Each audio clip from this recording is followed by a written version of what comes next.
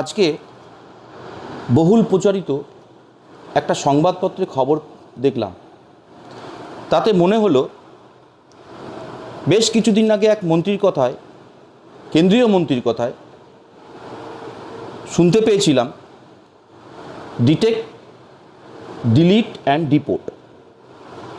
আজকে বাংলায় যে লাগাতার ভোটার তালিকা সংশোধনের নামে চলেছে, সেখানে নতুন একটা শব্দ শুরু হয়েছে, যেটাকে বলে ডি ভোটার ট্যাগিং।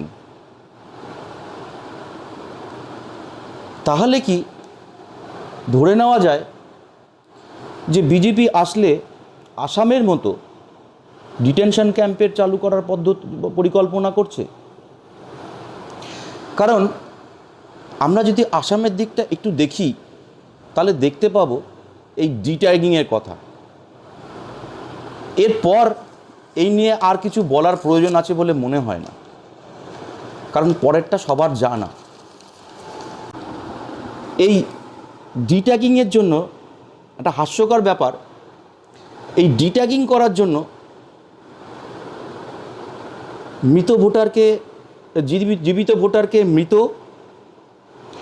ব্যানার্জিকে বন্দ্যোপাধ্যায় বলে, তারপরে ঠিকানা, এই সমস্ত তুচ্ছ কারণে ডিট্যাগিং মার্কিং চলছে।